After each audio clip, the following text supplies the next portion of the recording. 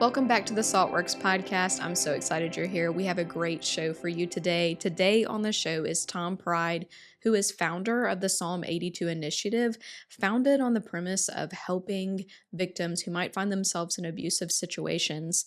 And much of his life's work has been being able to pinpoint these things that we might find in abusive situations. And so he's going to share that with us today. But we also talk about how all of us can see ourselves in some of these unhealthy habits when we're driven by the flesh. But ultimately, he also points us towards truth and freedom when we are submitting through the Spirit, when we are cooperative, when we are loving each other, and when we are walking with Jesus Christ. I can't wait to share the episode with you. I really think it's going to be something that's life-giving. But before we jump in, I want to share two partners with you today. Y'all know I told you recently my husband Andrew had an x-ray. Well, this week he needed an MRI. No worries, all is well. But he was referred to another facility that was going to take up to a month before he could go. And when he asked if he could be referred to Northeast Imaging, they got him in the same week with results on the same day.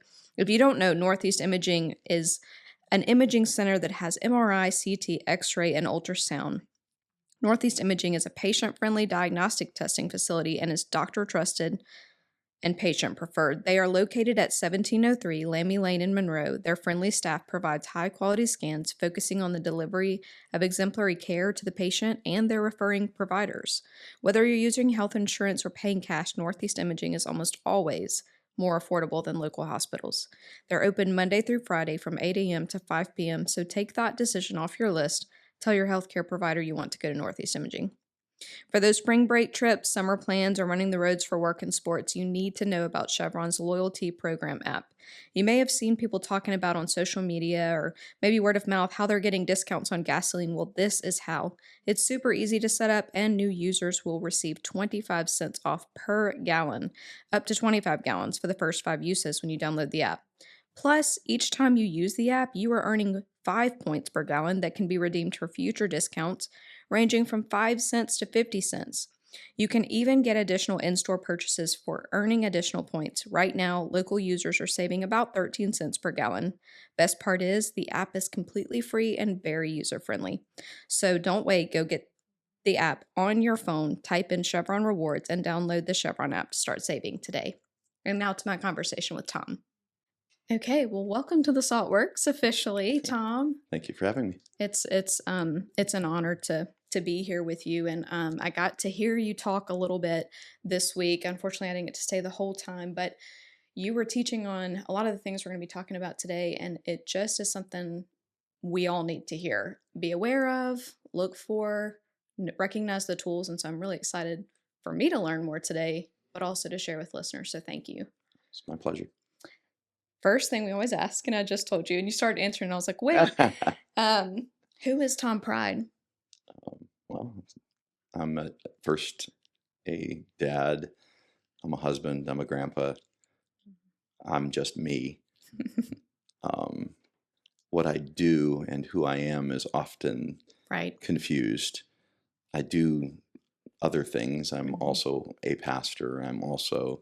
I help churches recognize abuse. I also help people who are in abusive situations, especially when it's really complicated. Mm-hmm.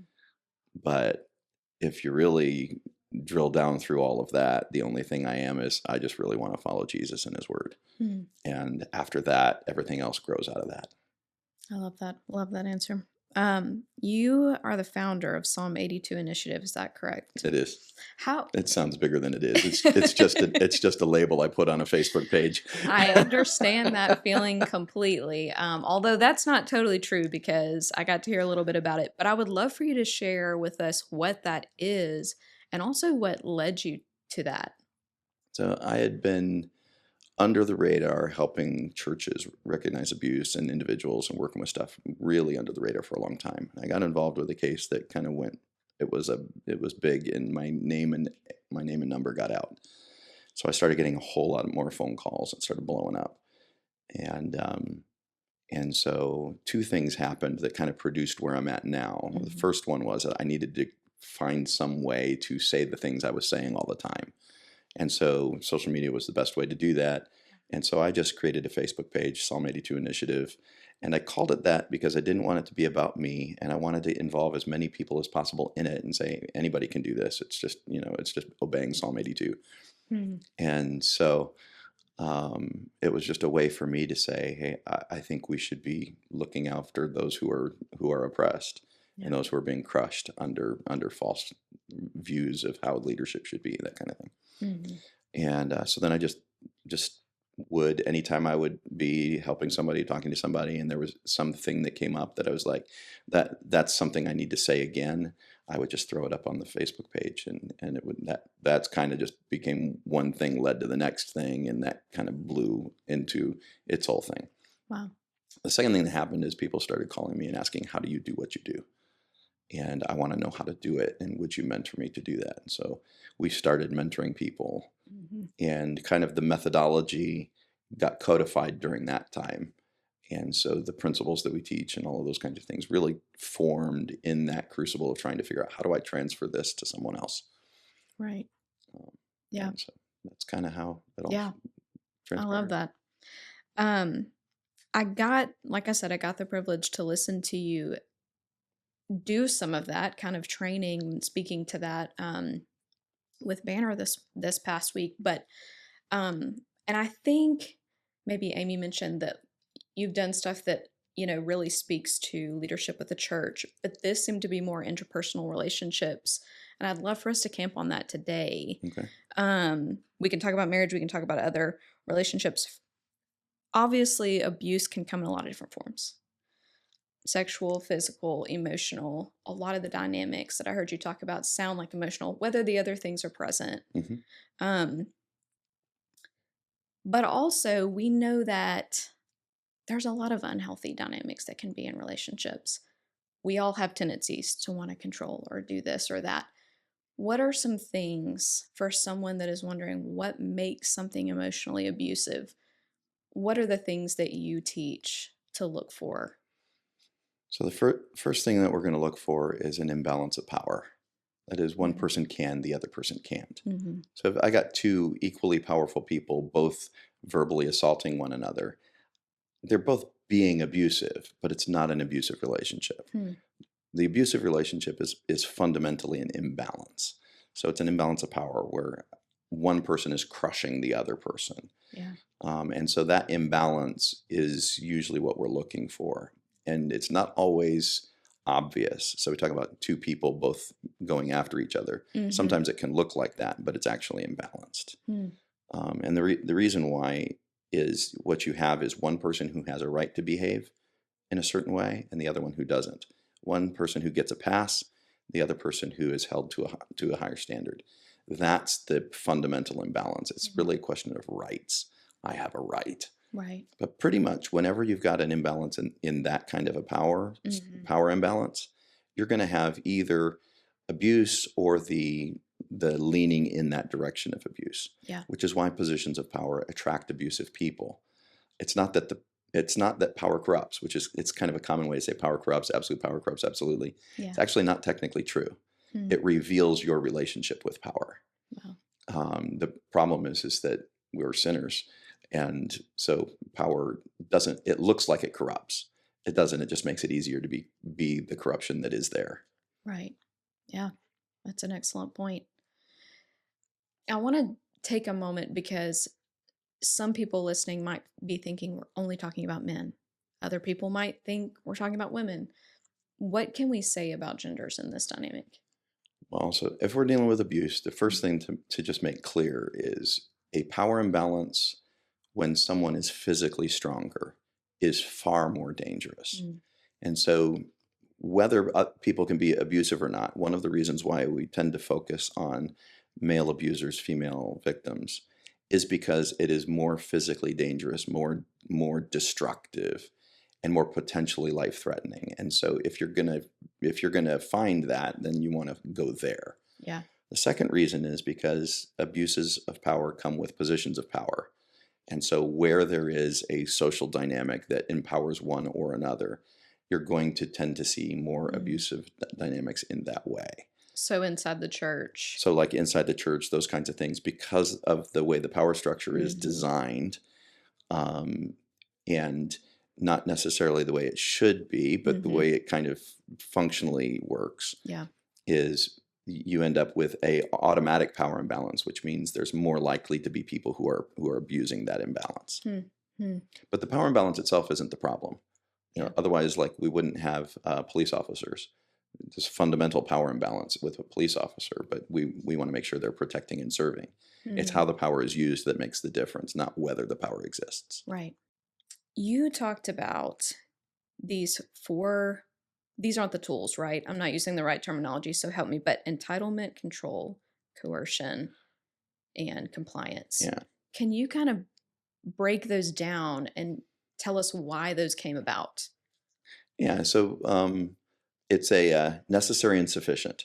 What is a list of necessary components to create an abusive relationship? What is a sufficient list? In other words, so this may be a necessary component, but it's not sufficient. That alone doesn't do it. So take entitlement, for example. Does entitlement demand an abusive relationship? Well, no. Otherwise, a parent who has entitlement to tell his child to eat his vegetables doesn't that's not abusive. And so entitlement by itself isn't enough. It's necessary. Where there's abuse, there will always be entitlement, but it's not sufficient. Gotcha. Control is the same story. My infant, I have absolute control over an infant in my life. They eat when I feed them. They sleep when, sort of. Hopefully. But we have some measure of control over their life. Right. It's really, parenting wise, it's an illusion. When you're young, you think you have control over your kid, but all you really do is have physical control. Their brain is still their brain. And it's just, as they grow up, you begin to realize just how little control you actually have. But no, so the control isn't enough. It's always going to be present, but it's not sufficient. Same thing with compliance or with coercion. I'm going to make you. But again, all we have to do is go back to parenting and realize I can have a situation where I'm making my child do a thing, but it's not abusive. And so entitlement, control, coercion, in normal ways of thinking about it, that's got to be abusive, but it's not sufficient. What makes it abusive is the relationship that I have with the dominance of the other. So that's where the last part comes in, which is compliance, which is I have an expectation that by my own position, in support of my entitlement, you must go along with all of this unquestioningly without any variance. If you don't, then you're going to pay. I'm going to make you do a thing. Yeah. And so instead of looking for cooperation, which is different than compliance, we look for compliance. We try to enforce and demand and coerce or spiritually manipulate people into complying with our entitlement. Yeah. That is the exact opposite of love, which when I love someone, my whole goal is cooperative. My whole goal is for their benefit rather than for the benefit of the entitlement. Where all four exist, you have all of what is both necessary and sufficient to have an abusive relationship. Yeah, that's an excellent point. When you look at your own, like, when people are to look at their own relationships, I know one thing that you pointed out was all of our flesh, we long to look out for self at times.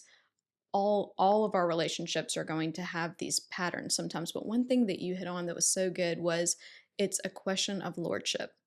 And you really camped on that Jesus is Lord. And I think there was so much freedom in that, especially for the person listening that thinks, you know what, I might be the victim in this situation.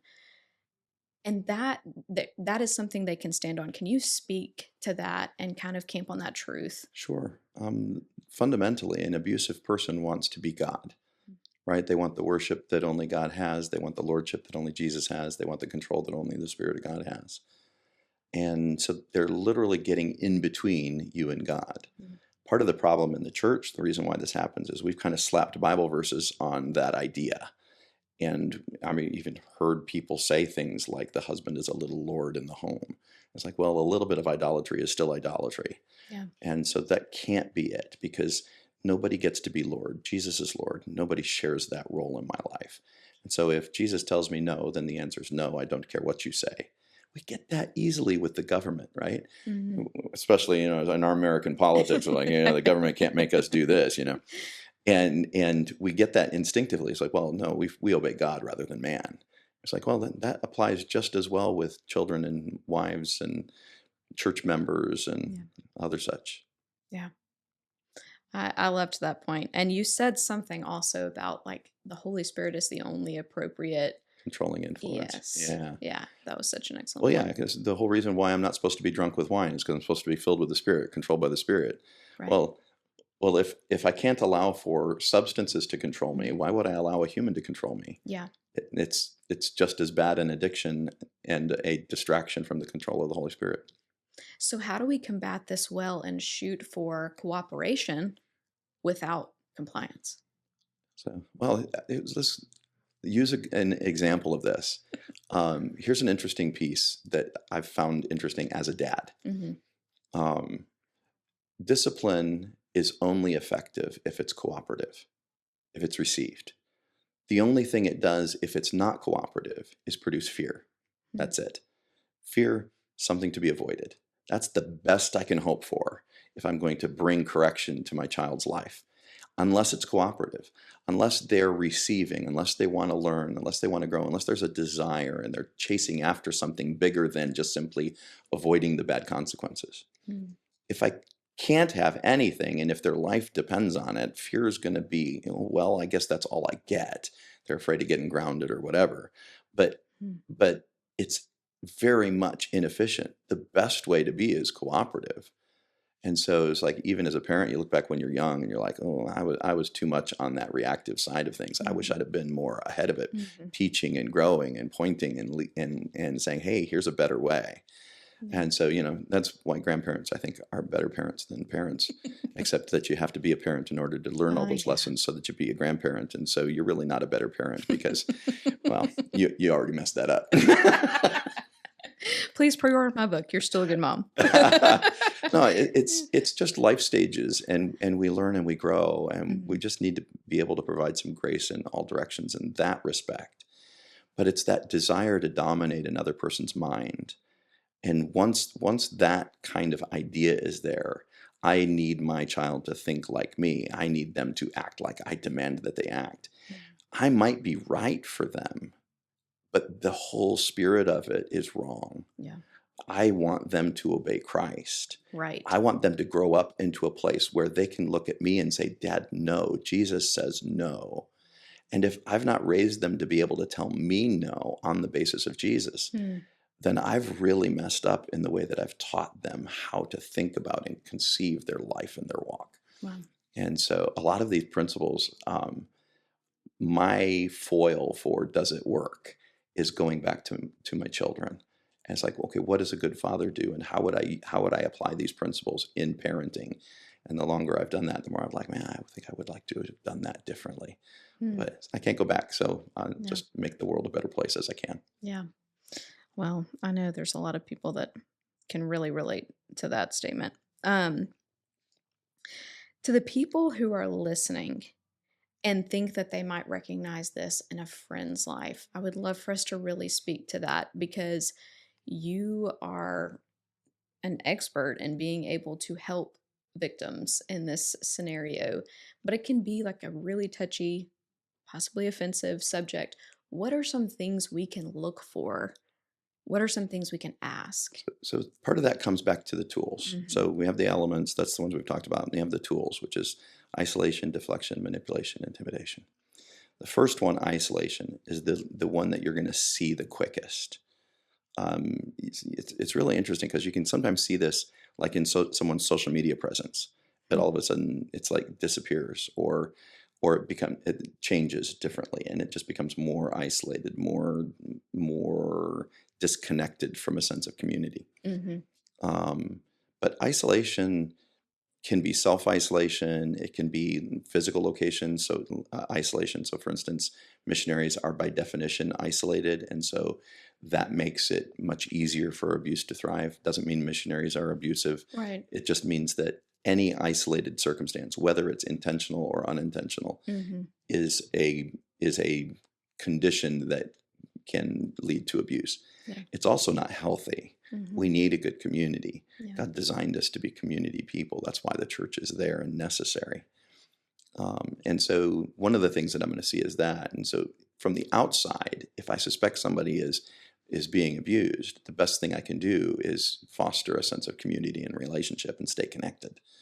Mm. And so that attempt to stay connected provides that sense of community, provides that sense of support. So the first rule is just stay connected. Yeah.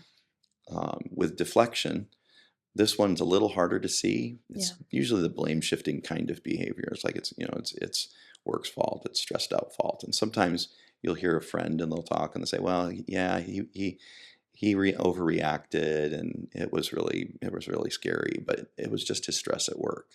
Mm-hmm. The way we answer that is really useful. And is that you cannot be responsible for their stress. Yeah. And so that is a responsibility the other person has to own. And so what we can do is just subtly say, well, the only thing you can be responsible for is you. Mm-hmm. That's and even just implying that shouldn't be that way. Right. It's a way to shift the responsibility and make sure the responsibility is placed where it belongs. What can I do? Mm-hmm. I can't control their mind. I can't control their actions. If they're going to be abusive, there's nothing I can do to prevent that except withdraw and to refuse to comply. Mm-hmm. But refusing to comply is unsafe. And so if you have a friend and you're like, oh, you need to leave, mm-hmm. the most dangerous time in an abuse victim's life is the week before and the week after they leave. Wow. They're much more likely to experience a life-threatening circumstance in that period of time than at any other time. And the reason is because that's when the control is being threatened the most. And so an abuser feels that threat very personally because they've identified with that and they have a right to that. And since they have a right to their victim's mind, anytime the victim asserts their mind and will contrary to them, they're very angry about that. And so that results in wrath and a whole bunch of awful things. And so I might shift the responsibility, but I might also need to be very careful about that because that is risky. And so if somebody says, "Oh, I can't do that," then I need to believe them. And then I can't make somebody take an action without becoming a nice version of the abuser. So if I go in and rescue somebody and say, I know my friend is being abused, I go in, I take them out of their house, I say, you're leaving him today. The truth is I've been just as coercive. Now it's nice and it's for their good, and it might even actually work, and it might turn out well, but it can just as easily set up a situation where now my friend is dependent on me, and now they are isolated from all other help. And now I'm the hero in their life and Jesus isn't. And now I'm the controlling influence in their life because I'm doing this and providing that and telling them what to do and where to go. And what we end up with is a dynamic that doesn't actually help the victim, even if it gets them immediately safe. Yeah. And so we want to have a long-term help because the last thing we want is victims to stay victims. We want them to be victorious conquerors. Yeah. So let's go from victim to conqueror. And so that's why I like that. We are more than conquerors. Through Christ, not through a counselor, not through a church, not through a pastor, not through some person that helped, but we are conquerors through Christ. So if Jesus isn't the hero of the story, whatever story you're telling, it's not a good story. That's good. I wanted to ask this question the other day, but I didn't really know if I could word it well. I'm not sure I can word it well today. So if you're asking the wrong thing, we can totally bypass this. But you talked about, sometimes that's why sometimes you'll see someone get smaller and smaller and smaller. And that's when you were talking about the avatar, this person kind of creates an avatar for the victim that they need to fit into their life. I'm putting it in terrible words. You said it way better. You got it. But you were saying that's why you might see someone that was full of life and vibrant become smaller and smaller and smaller because they're being made to fit into this avatar that fits the narrative for the abuser. And I was curious, and when you work with victims, do you ever find that their story almost doesn't sound believable because maybe they've been living in dissociation or they can't quite give you the examples, and so sometimes they don't get the help that they need? Does that make sense? Yeah. One of the problems for pastors, and this is a really hard problem, it's worth understanding, is Hmm. that when two people come to them and one says, I'm being abused, and then you interview the other one says, I'm being abused, both people feel like the victim. Hmm. That is shockingly common. Yeah. In fact, I've never met an abuser who didn't feel like they were the one who was offended and injured in the relationship. Hmm. And the reason is the idea of the avatar. And so think of Hmm. the avatar as we'll define that a little bit for everybody. Yeah. The avatar is an idealized version of you that the abuser uses as an accessory to themselves. But it's really just a projection of themselves and what they think you should be. And so if you act contrary to that, Hmm. if you do something that the avatar shouldn't do, well, then there's anger. But the anger is very personal to the abuser because the avatar is not you. The avatar is them, but they're demanding that you play that avatar role. And so it's fake, it's false, and you're trying to shoehorn yourself into it. Religiously, sometimes people can be religiously manipulated into believing that the avatar is what they're supposed to be. Hmm. And so now they live under the suppression, not just of the abuser, but now also the false God that the abuser has created. And it is a false God. It's not God. Hmm. God doesn't do that. Where the Spirit of the Lord is, there is freedom Hmm. and peace and safety and boldness. And that is not the effect of an abuser. An abuser creates the opposite. And so when you shoehorn a person into this expectation and you make them do it and you create enough fear to do this thing and they're trying to please, but they're still trying to maintain some sense of self in the middle of that, it breaks their soul because they're trying to do two things that can't be done. And so what happens is little by little, one or the other just breaks because you can't live in that long term. There's Hmm. no way for this to be a long term good relationship strategy. Right. Just what you end up seeing then is someone who stays in that kind of relationship long term just gets smaller and more diminished. And Hmm. the avatar is always a gray. It's dim. There's no color, there's no vibrance. It's not real. Hmm. It's hollow. It's either gray or hollow. And so, but where there's love, the Hmm. volume is turned up on who you are, and you're free to be everything, and you are more of that and brighter of that. Hmm. And so all of your personality grows in a good relationship, in a healthy relationship. Hmm. If I'm moderating myself and afraid to be me, and I'm afraid that I'm not going to be understood and I'm not going to be interpreted kindly, Yeah. and I'm always moderating everything and qualifying everything, I am not in a loving relationship. Hmm. And so that's really the role of the avatar in that. Yeah. Yeah. It was interesting when you said that sometimes, like, if there is a split, if there is a divorce or parting of ways, whatever that relationship is, they'll just pin a new avatar of the bitter ex-wife, or Yeah, like you so see well, that play and out. that's where if the avatar is so broken that the abuser can't maintain the illusion, Hmm. because that's what they're trying to do. They're trying to maintain an illusion of their own persona, which isn't actually really them either. Yeah. They're comfortable living the two-faced life. They want you to be comfortable living that two-faced life too, and hide who you really are, just like they hide who they really are. Hmm. It's just at home, Hmm. you're allowed, or he's allowed to show who he really is and Hmm. act out, but you're not. You have to stay the avatar forever and Hmm. ever. Amen. And so the abuser has an easier time because they Hmm. have a space in which they can let it fly. Yeah. And everybody else outside of that space thinks they're wonderful because that's that persona. Right. But when the avatar breaks their persona and the relationship between the persona and the avatar, Hmm. then in order for the abuser to maintain the illusion, he has to create a different version of the avatar. And so now the story becomes, oh, she's the bitter ex-wife, she's crazy, Hmm. whatever it is that she is. And so you'll hear a man go from, and just for conversation's sake, I'm just going to Yeah. use male, female, because that's how it usually shows up. Yeah. When you'll hear a man say, my wife is the most wonderful woman in the whole wide world, most wonderful woman in the whole wide world. She's a godly woman and a great mom and a great this and a great that. Doesn't believe a stitch of it because he doesn't treat her like she is. Yeah. Instead, he treats her like what he really believes about her. Hmm. And so that's why we don't ever pay attention to what an abusive person says. We pay Hmm. attention to what an abusive person does. And so when words and actions don't match, Yeah. believe the actions, because that's the truth. So he's doing that, and then what happens? She's like, I'm done with that. So I don't want to be treated this anyway, and she bounces. Well, so now what? Now she's crazy. She's a horrible mom. She's the worst mom ever. She's the worst wife ever. It's now all of the story that was being told as a way to prop up this avatar and the attempt to be all of that. Now that becomes something else.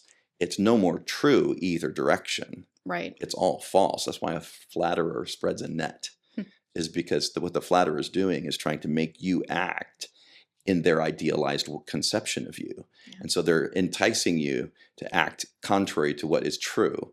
So anybody tells you something untrue about yourself, just make it true. At least in your own mind, even if you don't do it publicly. Yeah.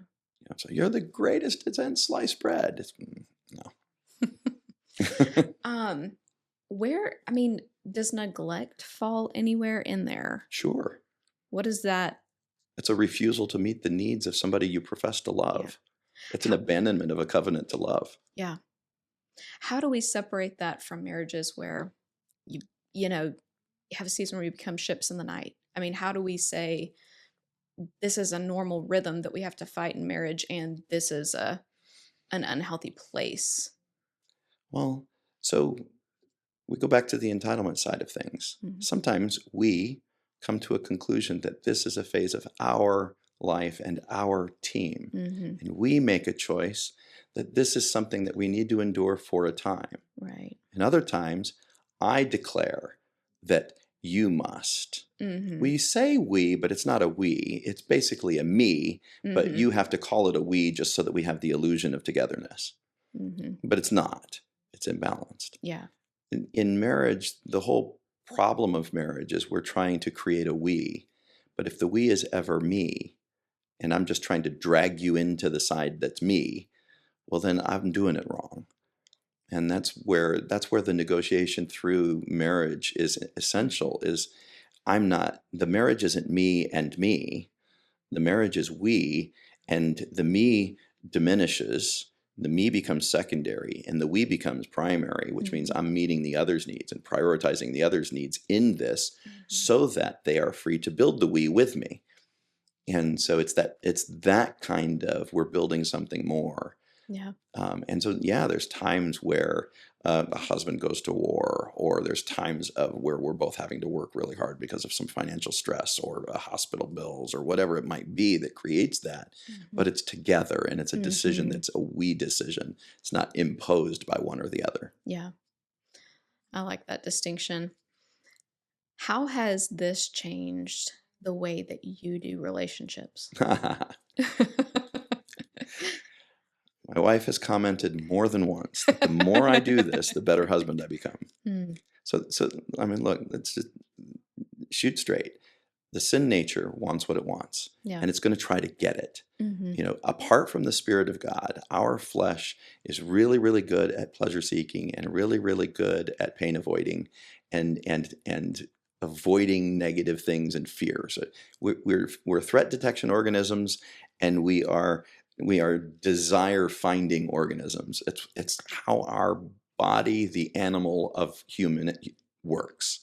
We were designed to be controlled by the Spirit of God, and sin ruined that, took the Spirit away, and so we act according to the human as a mammal, which is one of the reasons why evolutionists can explain man independent of the Spirit of God so well, is because you take God out of man and you get animal man. So they're not wrong in that sense. They just have neglected that we were designed to operate with the Spirit. And when the Spirit of Christ is there, then the Spirit is controlling my mind. And when God is preoccupied in my mind and the things of God and the Spirit of God, now that takes control over my flesh, moderates my impulses and moderates how I work. And so then I am a person who has a body. I'm not a body driving my person. And so when I'm in the flesh, my body's driving. When I'm in the Spirit, the Spirit-controlled mind is driving. Yeah. And so what happens is if you're going to be honest with yourself, it's when I'm following my flesh and I'm just trying to get what I want through, legitimate means, or I'm trying to excessively do that, or I'm pursuing lusts that I shouldn't have, or out of Mhm. place, or whatever that might be. Mhm. When I'm pursuing those kinds of things, I'm going to tend towards damaging other people because I'm aiming for myself and satisfying my flesh, Yeah. and that's going to destroy everything it touches. Even fear can do the same thing. If I fear the wrong things, Yeah. I create bad behavior. Why? Well, that's why the Bible says, don't fear man, fear God instead. So if my fear is misaligned, then I'm going to behave badly. Mm. So, human like the rest of us, I do things that way. I act out of fear of man, and I shouldn't. I have desires, and I don't keep my body under subjection. And if my body keeps getting up off the altar, I have to go die daily in order to solve the problem. And just like anyone else, Mm. my wife is the first line of defense against that kind of behavior. So she needs to be able to say, "Hey, knock it off, Tom." And so the better that I walk in the Spirit, Yeah. and the more I see those tendencies, and the Mm. more I talk about them, the more I look, and I'm like, "Ooh, I've done that. Mhm. I don't want to be that kind of man. Yeah. What kind of man do I want to be? What does it look like if I want to be the right kind of man?" It's like, well, that means I need to take responsibility. And we talked about the different Yeah. tools, Yeah. the isolation and the deflection. Well, then I want to connect to people who can check me. Right. I want to stay in community with people who are like, "Hey, Tom, you know what? Your wife needs a better man than that." And I want to be in connection with that. I want to be taking responsibility and not making my wife carry the blame for my own bad behavior. And so I want to do the positive end of that. Instead of entitlement, I want humility. Instead of control, I want sacrifice. Instead of coercion, I want service. I want that in my life. I want my wife to flourish. I want my family to flourish. I want the people in my church to flourish. I want them to look brighter and happier and better. And so if I'm striving for those things, Mm. well then it's it's better for everybody. Yeah. And so yeah, the longer I do it, the more I see my own sin nature, and the more I try to follow the Spirit of God, the better it gets for the people around me. I know that was so encouraging for everyone listening though, because you listen, you're like, oh my gosh, like I can identify with all of those at times, but there is a way, and it's Jesus Christ, and that is what's so life-giving, and that's where the freedom is. Um, for the person listening that they identified with much of what you shared and they want to seek help for themselves or a friend, how can they do that, and where can they find more information? There is a world of help Hmm. for abuse victims. Most communities have a shelter or those kinds of things where if you are in danger, you can go, you can Hmm. get that kind of help. Um, Going to churches can sometimes be problematic. Hmm. It's one of the reasons why one of our main focuses as a ministry is to try to help churches do better with this, because they can. And the church could be one of the largest, most effective Hmm. anti-abuse agencies in the planet. In fact, if they're going to obey God, they must be. Hmm. But because of political and theological liberalism, we've abdicated that responsibility that God gave his people to defend the oppressed. Hmm. And because we're afraid of being called a liberal or a feminist or whatever it might be. So Hmm. we're afraid of that label. And so we abdicate what God has called us to do justice, to love mercy, not the other way around. A lot of times they're like, oh, you need to be merciful. It's like, well, then you're like, do mercy and abandon justice. That's Hmm. not what the verse says. Hmm. It's do justice. Justice is non-optional for the church. Hmm. Do justice, love mercy, walk humbly with your God. And so in terms of finding help, there's going to be counselors. There are going to be people who are help. Hmm. Look for people who know how to deal with trauma, Yeah. know how to deal with this kind of dynamic. Yeah. And part of what we're trying to do, and part of the reason why we partnered with Banner, Hmm. is specifically to build out a program where we can actually ultimately work ourselves towards having a certification program for therapists and counselors to say this is a good way to do that. That's wonderful. That's awesome. Thank you so much for coming today and sharing. I know we just barely scratched the surface, but it was very helpful and we really appreciate it. It's entirely my pleasure. Thank you so much. And thank y'all so much for listening in this week. And we will see you next week on the Saltworks.